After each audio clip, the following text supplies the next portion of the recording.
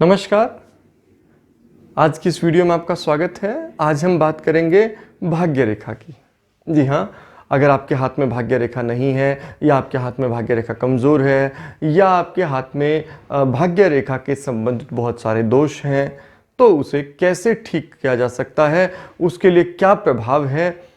एक चीज़ हमें यहाँ समझनी होगी सबसे पहले कि ये जो रेखा है भाग्य रेखा, इसे प्राचीन ग्रंथों में धन रेखा कहा गया है। धन रेखा कहा गया है, मनी की लाइन कहा गया है। तो क्योंकि ये भाग्य रेखा इसलिए भी है कि धन भाग्य का स्रोत माना गया है, इसलिए आजकल इसे लक लाइन कहा जाता है, लेकिन प्राचीन ग्रंथों में इन ऊर्ध्व रेखाओं को धन रेखा ही कहा गया है। तो ये धन रेखा यदि आपके हाथ में नहीं है तो क्या ये बहुत बुरा परिणाम है? नहीं, असल में ऐसा नहीं है। यदि आपके हाथ में भाग्य रेखा नहीं है तो इसका मतलब आप भाग्यशाली नहीं है या आपको बिल्कुल सफलता नहीं मिलेगी, ऐसा नहीं है। बहुत सारे हाथों में केवल 3 ही रेखा देखी जाती है कि आपको जीवन रेखा, मस्तिष्क रेखा या हृदय रेखा दिखाई देगी। कुछ कुछ हाथों में तो केवल 2 ही रेखा दिखाई देंगी, जीवन रेखा और हृदय रेखा। लेकिन इससे कोई समस्या नहीं। यदि आपके हाथ में पर्वतों की स्थिति बहुत अच्छी है और आप देखेंगे कि आपके हाथ में सारे पर्वत बहुत अच्छी स्थिति में और ठीक ठाक बने हुए हैं, उन पर कोई दोषपूर्ण चिन्ह नहीं है, तो इससे कोई खास फर्क नहीं पड़ेगा कि आपके हाथ में भाग्य रेखा है या नहीं है। किंतु यदि आपको यह लगता है कि आपके हाथ में आप संघर्ष कर रहे हैं और आपके हाथ में भाग्य रेखा यदि स्पष्ट हो, पुष्ट हो, ठीक ठाक हो, तो आप संघर्ष कम हो जाएगा। तो निश्चित रूप से आज की वीडियो हम आपके लिए है, आपके लिए ही बना रहे हैं कि आप कैसे उपाय करें कि आपकी भाग्य रेखा ठीक हो जाए, पुष्ट हो जाए और इसका स्वस्थ आपको फल मिलने लगे।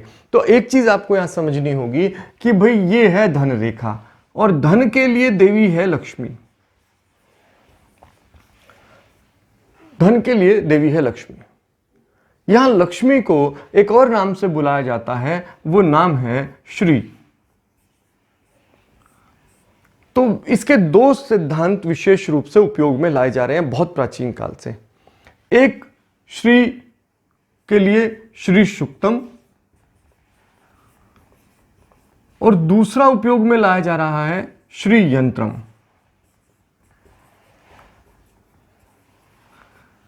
तो श्री सुक्तम और श्री यंत्रम ये दोनों बहुत प्रभावशाली माने जाते हैं धन के मामले में।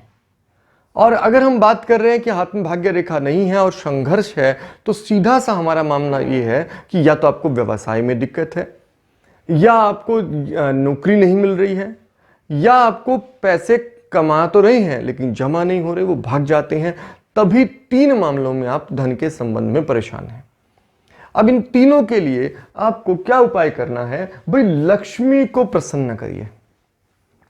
यदि आप लक्ष्मी को प्रसन्न कर पाते हैं, अच्छा क्या एक दूसरी बात कि क्या लक्ष्मी प्रसन्न करने से हाथ की रेखाओं में प्रभाव दिखाई देगा?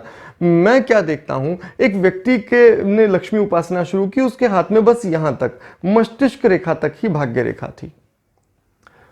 1-1.5 वर्ष बाद जब हम उसका हाथ देखते हैं तो उसकी भाग्य रेखा यहां से यहां पहुंच गई थी और साथ में एक रेखा निकलकर सूर्य की ओर भी पहुंच गई थी। यानी कि एक प्रकार का राजयोग उसके हाथ में बनता हुआ दिखाई दिया।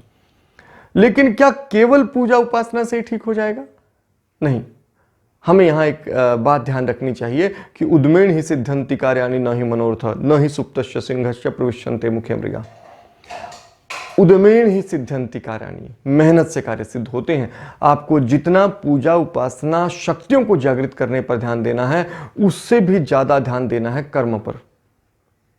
संसार कर्म प्रधान है। अगर आप कर्म करते हैं बहुत, तो आपको फल भी अच्छा मिलेगा। लेकिन यदि आप कर्म कर रहे हैं और फल फिर भी प्राप्त नहीं हो रहा है, आपको लगता है कि भाग्य आपका साथ नहीं दे रहा है, फिर आपको निश्चित रूप से साथ साथ ये पूजा उपासनाएं करके अपनी उन आंतरिक शक्तियों को जागृत करने की आवश्यकता है जो आपके परिश्रम को धन के रूप में भी परिवर्तित कर सके। तो इसके लिए आपने क्या करना है? एक तो श्री सुक्तम का पाठ करिए। वैदिक ऋषियों ने इसका बड़ा महत्व बताया है। श्री सुक्तम यजुर्वेद के 16 मंत्र हैं जिनमें लक्ष्मी जी से प्रार्थना की गई है।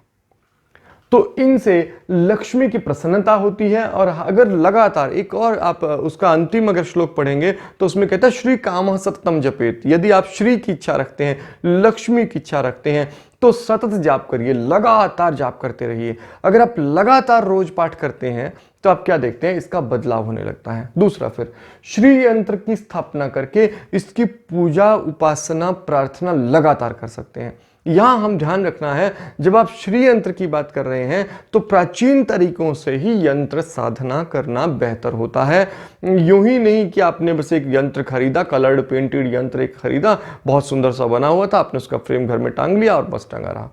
इसको यंत्र कहा गया है कि यंत्र एक मशीन की तरह काम करता है। ये यंत्र हमारे ऋषियों ने विकसित किए कि कैसे हम सांसारिक ऊर्जा को, जो हमारे आउटर यूनिवर्स की ऊर्जा है, उसको एकत्रित करके अपने लिए सुलभ या अपने लिए उपयोगी बना सकते हैं।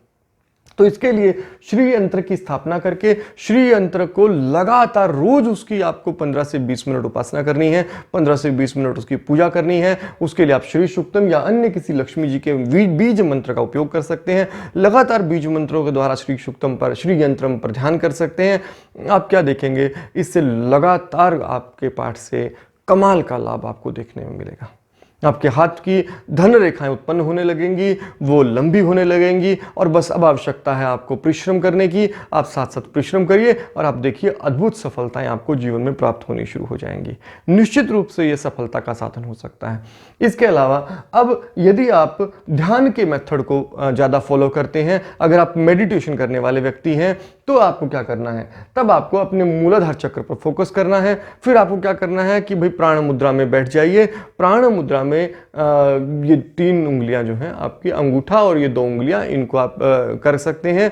इनको मिलाकर प्राण मुद्रा में लगातार या तो लक्ष्मी जी के बीज मंत्र का, या फिर आप श्री सूक्तम का भी कर सकते हैं पाठ, या फिर आप लक्ष्मी जी के किसी वैदिक मंत्र का पाठ कर सकते हैं। और यदि आप इन पर विश्वास ज़्यादा नहीं करते हैं तो आप इसके लिए फिर ओम का जाप भी कर सकते हैं। आप क्या देखेंगे, लगातार आपके हाथ की जो भाग्य रेखा है वो मजबूत होगी, और आप देखेंगे कि हाथ में मणिबद्ध से और शनि पर्वत तक की भाग्य रेखा बनती हुई आपको दिखाई देने लगेगी। कैसी भी प्रकार का हाथ हो, भाग्य रेखा इससे उन्नति होती है। तो आपको ये 15 से 20 मिनट रोज करना है। अगर आप दोनों समय प्रातः और शाम ऐसा करते हैं तो निश्चित रूप से ज़्यादा फलदायी होगा। लेकिन ध्यान रखिएगा, लगातार करिए। जब आप क्रम के साथ बिल्कुल एक नियमित समय पर लगातार कोई काम करते रहेंगे तो उसके परिणाम निश्चित रूप से आएंगे। और दूसरा सिद्धांत जो है कि उद्मेण ही सिद्ध्यन्ति कार्याणि, आप लगातार कंटिन्यू मेहनत भी करिए, साथ साथ आप ये करिए। आप देखिएगा जब शक्ति और सामर्थ्य दोनों मिलेंगे तो राजयोग पैदा होगा ही होगा। तो इसमें कोई संदेह नहीं, आप सफल होंगे। आप इन मार्गों को अपना सकते हैं। आज की वीडियो में इतना ही। अगली वीडियो में अगले विषय पर, तब तक के लिए आपका दिन शुभ हो। धन्यवाद।